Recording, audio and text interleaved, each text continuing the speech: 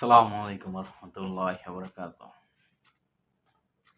সবাই কেমন আছেন? আশা করি আলহামদুলিল্লাহ যে যেখানে আছেন আল্লাহ ভালো রাখছে, ভালো আছেন ইনশাআল্লাহ। আর অভিনন্দন, শুভেচ্ছা, ভালোবাসা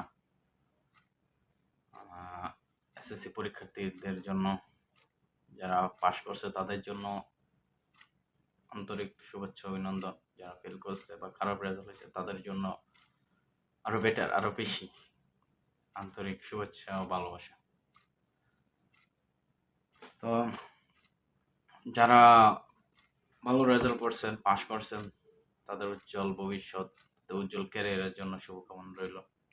আর যাদের খারাপ রেজাল্ট হয়েছে তোমাদের জন্য দোয়া রইল, ভালোবাসা রইল।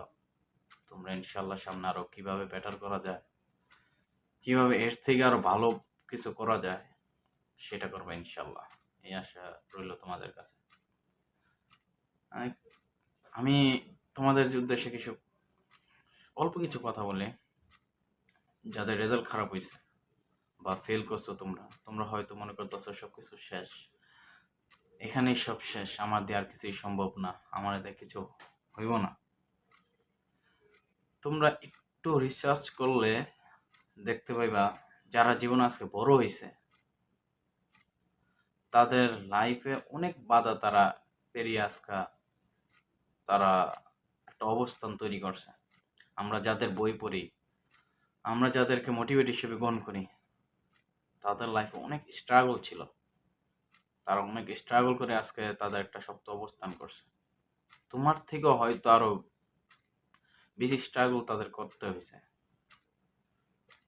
জীবনটা অনেক সুন্দর, আসলে জীবনটা অনেক সুন্দর। জীবনটাকে মানে এটাকে শাইন করা বা এটাকে একটা অবস্থান নিয়ে যাওয়া, এটা আমার দায়িত্ব। আমি আজকে আমার রেজাল্ট খারাপ হয়েছে এই কারণে আমি মনে করবো না যে আমার সব শেষ, আমার দিয়ে কিছু সম্ভব না, বা আমার ভিতরে কিছু নাই, আমার দিয়ে কিছু সম্ভব না, এরকম ডিপ্রেশন বা এরকম চিন্তা আমরা কখনোই করব না। তোমার দিয়ে ইনশাল্লাহ সবকিছু সম্ভব। তোমার দিয়ে জাতির অনেক কিছু পরিবর্তন করা সম্ভব। তোমার ভিতরে মেধা আছে। আজকে তুমি খারাপ করছো, এটাকে একটা ইন্সপায়ারেশন হিসেবে গ্রহণ করো, যে না, আমি সামনে আরো কিভাবে বেটার করবো, সেটা আমি খুঁজতে হইব। হ্যাঁ, আমি কিভাবে বেটার করা যায় ওই রাস্তাটা আমার খুঁজে বের করতে হইব। এখানে যে পয়েন্টগুলা তোমারে আজকে রেজাল্ট খারাপ হয়েছে যেই কারণে, ওগুলা পয়েন্ট পয়েন্ট উল্লেখ করতে হইব, ওইগুলোর উপরে তোমার কাজ করতে হইব। তোমাকে দিয়ে অনেক কিছু সম্ভব। আমরা ছোটবেলায় একটা প্রবাদ পড়ছি বাংলা ব্যাকরণে, ঘুমিয়ে আছে শিশুর পিতা সব শিশুরই অন্তরে। তোমার ভিতরে কিছু একটা আছে, তুমি চেষ্টা করো,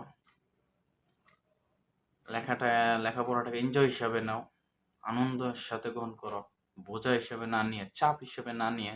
এতটুকুই বলবো, তাই ইনশাল্লাহ কিছু সম্ভব তোমারে দিয়ে। সিরিয়াসলি বলতেছি, আমি দেখছি মানে যারা হেরে যায়, কিছু করার আগে হেরে যায়, তারা হেরে যায়। আর যাদের হারার মানসিকতা নাই, তারা কখনো হারে না। তারা একটা সময় তাদের অবস্থান অনেক উপরে হয়ে যায়, অনেক উপরে নিয়ে যায় তাদের অবস্থা। তোমরাও পারবা, তোমাদের জন্য শুভকামনা রইল। এই কিছু কথাই তোমাদের কাছে শেয়ার করার জন্য আমি আজকে এই ভিডিওটা বানাইছি। ভালো লাগলে পেজটা ফলো করবা, লাইক দিবা। ইনশাল্লাহ অন্য কোনো দিন, অন্য কোনো ভিডিওতে, নতুন কোনো ভিডিওতে ইনশাল্লাহ আসবো।